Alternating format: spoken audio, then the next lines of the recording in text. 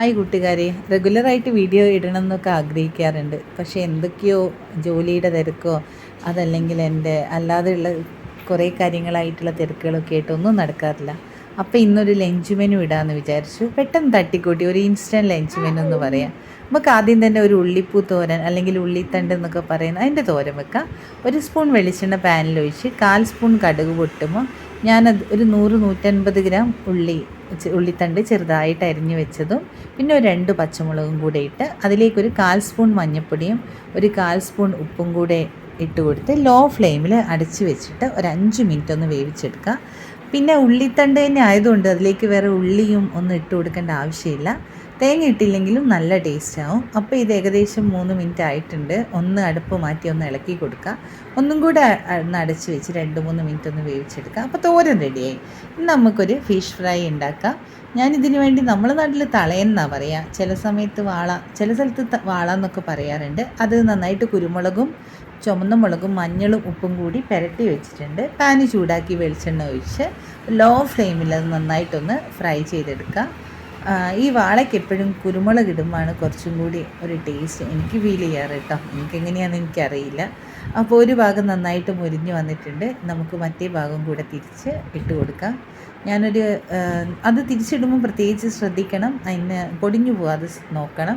നല്ല നൂറുള്ള മീനാണ് വാള. അതേപോലെ തന്നെ കുട്ടികൾക്കൊക്കെ കൊടുക്കുമ്പോൾ ഒന്ന് ശ്രദ്ധിക്കണം. അതിൻ്റെ മുള്ള് നമ്മളെ ചെറിയ കുഞ്ഞു കുഞ്ഞു മുള്ളുകളാണല്ലോ അതിലുള്ള. അപ്പോൾ ഇതാ നമ്മളെ ഫിഷ് ഫ്രൈയും കൂടെ റെഡി ആയിട്ടുണ്ട്.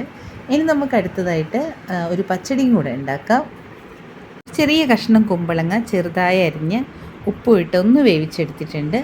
ഇനി നമുക്ക് അതിലേക്ക് വേണ്ട അരപ്പ് റെഡിയാക്കാൻ 2 പച്ചമുളകും ഒരു ചെറിയ കഷ്ണം ഇഞ്ചിയും ഒരു 1/4 മുറി തേങ്ങയുടെ പകുതി ചിരവിയതും 1/2 സ്പൂൺ കടുകും കൂടി ചേർത്ത് 1 സ്പൂൺ തൈരും കൂടി അതിലേക്ക് ആഡ് ചെയ്ത് നന്നായിട്ടൊന്ന് നല്ല പേസ്റ്റ് പരുവത്തിൽ അരച്ചെടുക്കുക. ഇതാ ഈ ഒരു പാകത്തിനാണ് തേങ്ങ അരച്ചെടുക്കേണ്ടത്.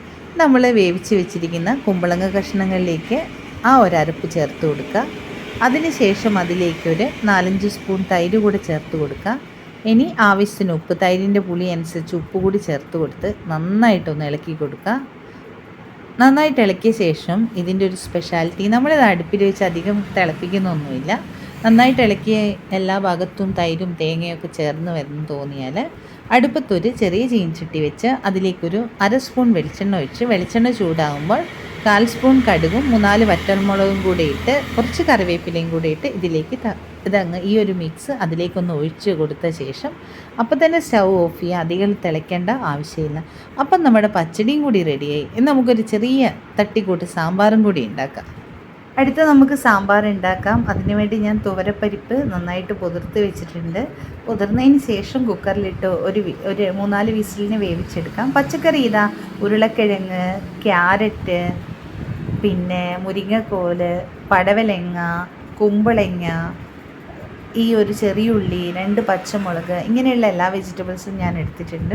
ഈ വെജിറ്റബിൾസൊക്കെ നമുക്ക് വെന്ത് വന്ന പരിപ്പിലേക്ക് ചേർത്ത് ഒരു വിസിൽ മാത്രം അടിച്ചെടുക്കാം. ഒരു വിസിലാണെങ്കിൽ അതധികം അടിഞ്ഞു പോവില്ല. പിന്നെ അതിലേക്ക് ആവശ്യത്തിന് ഉപ്പും 1/2 സ്പൂൺ മഞ്ഞൾപ്പൊടിയും കൂടെ ചേർത്ത് കൊടുക്കുക. അപ്പോൾ ഇതെല്ലാം കൂടി ഇട്ട് ഞാൻ അടുപ്പിൽ വെക്കുന്നുണ്ട്. അപ്പം ഒരു വിസിൽ വന്നു. ഇനി ഇത് നമുക്ക് നോക്കാം എങ്ങനെ. ഇതാ അധികം കുഴഞ്ഞൊന്നും പോയിട്ടില്ല. അതേപോലെ അധികം ഇളക്കുകയും ചെയ്യരുത്. അത് മൊത്തം എന്താ പറയുക നന്നായിട്ട് കുഴഞ്ഞു പോകാൻ ചാൻസ് ഉണ്ട്. ഇനി നമുക്ക് ഇതിലേക്ക് ഒരു നെല്ലിക്ക വലിപ്പത്തിൽ വാളംപുളി എടുത്ത് അതിൻ്റെ വെള്ളം കൂടെ ഒഴിച്ചു കൊടുക്കാം. ഇനി അതിന് ശേഷം അടുപ്പത്തൊരു ചീൻചട്ടി വെക്കുക. ചീൻചട്ടിയിൽ 1 സ്പൂൺ വെളിച്ചെണ്ണ ഒഴിക്കുക. വെളിച്ചെണ്ണ ചൂടായി വരുമ്പോൾ അതിലേക്ക് കടുകും 1/4 സ്പൂൺ കടുകും 1/4 സ്പൂൺ ഉലുവ ഇട്ട് കൊടുക്കുക. ഉലുവ പൊട്ടി വരുമ്പോഴേക്കും നമുക്കതിൽ വറ്റൽമുളകും കൂടി ഇട്ട് കൊടുക്കാം. പിന്നെ അതിലേക്ക് ഞാൻ 1 സ്പൂൺ സാമ്പാർ പൊടിയും 1/2 സ്പൂൺ മല്ലിപ്പൊടിയും കൂടെ ചേർക്കുന്നുണ്ട്. പിന്നെ സാമ്പാർ പൊടിയിൽ ഓൾറെഡി ഒരു സ്പൈസി ആയതുകൊണ്ട് അതിലേക്ക് ഞാൻ വേറെ മുളക് പൊടി ആഡ് ചെയ്യുന്നില്ല.